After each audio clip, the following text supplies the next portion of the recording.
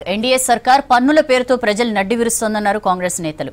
వ్యవసాయ ఉత్పత్తులపై జీఎస్టీ విధించడాన్ని తీవ్రంగా ఖండించారు. రైతుల ఆదాయం రెట్టింపు చేస్తానన్న మోదీ జీఎస్టీతో వ్యవసాయ ఖర్చు రెట్టింపు చేశారని విమర్శించారు.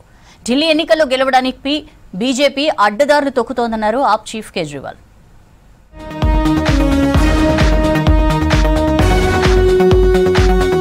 ప్రధాని మోదీ సర్కార్ రైతు వ్యతిరేక విధానాలు అవలంబిస్తోందన్నారు కాంగ్రెస్ నేత పవన్ ఖేరా.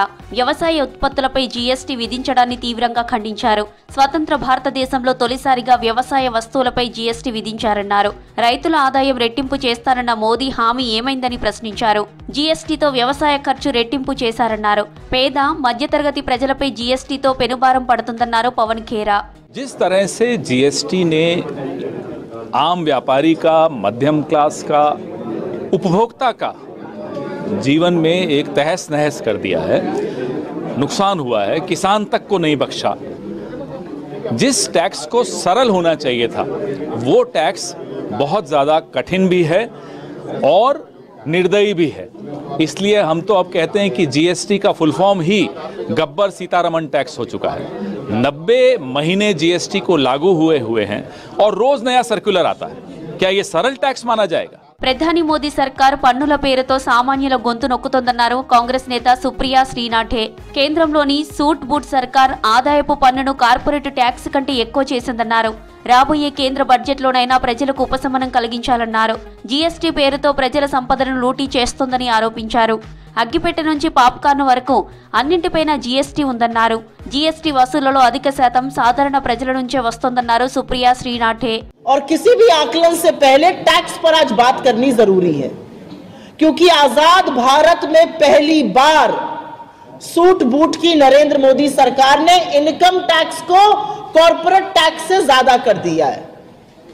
मतलब जो धन्ना सेठ, जो बड़े बड़े पूंजीपति हैं, वो आपसे, हमसे, इस देश के गरीब वर्ग से कम टैक्स दे रहे हैं। गला आपका रेता जा रहा है टैक्स पर। आपके बच्चों की पढ़ाई, आपकी दवाई पर उसका असर पड़ रहा है. ఢిల్లీ ఎన్నికల్లో గెలవడానికి బీజేపీ అడ్డదారులు తొక్కుతోందన్నారు ఆప్ చీఫ్ కేజ్రీవాల్. న్యూఢిల్లీ నియోజకవర్గంలో ఓట్లు రద్దు చేయాలంటూ ఈసీకి బీజేపీ నకిలీ దరఖాస్తులు చేసిందన్నారు.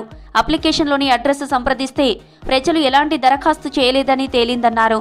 ఢిల్లీలో ఈసీని కలిసి బీజేపీ అక్రమాలపై ఫిర్యాదు చేశారు. న్యూఢిల్లీ బీజేపీ అభ్యర్థి పర్వేశ్ వర్మ డబ్బులు పంచుతున్నారని ఆరోపించారు. నిబంధనలు ఉల్లంఘించిన పర్వేశ్ వర్మ ఎన్నికల్లో పోటీ చేయకుండా నిషేధించాలన్నారు కేజ్రీవాల్. अप्लाई किया है 5,500 एप्लीकेशन के लिए।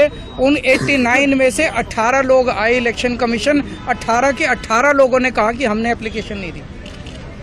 इसका मतलब बहुत बड़े स्केल पे स्कैम चल रहा है, बहुत बड़ा फ्रॉड चल रहा है। दूसरा, हमने कहा 15 दिसंबर से कल तक 13,000 नए वोट बनने के लिए, 1 लाख वोट की असेंबली है, छोटी सी असेंबली है, उसमें 13,000 नए लोग कहां से आ गए? ప్రజా సంక్షేమం కోసం మహాయుతి సర్కార్ చేపట్టే పనులకు శివసేన యూబీటీ మద్దతుంటుందన్నారు ఆ పార్టీ నేత ఆదిత్య ఠాక్రే. ముంబైలో సీఎం దేవేంద్ర ఫడ్నవీస్ తో సమావేశమయ్యారు. రాష్ట్రంలోని ప్రజలకు స్వచ్ఛమైన తాగునీరు అందించడానికి అందరికీ నీరు స్కీమ్ మళ్లీ తేవాలన్నారు. ఢిల్లీ అసెంబ్లీ ఎన్నికల్లో ఆప్కు శివసేన యూబీటీ మద్దతుంటుందన్నారు ఆదిత్య ఠాక్రే. आज हमने मुख्यमंत्री महोदय से बातचीत की, विनती की है कि जो वाटर फॉर ऑल पॉलिसी है मुंबई के लिए हमने जो लाई थी, घरों का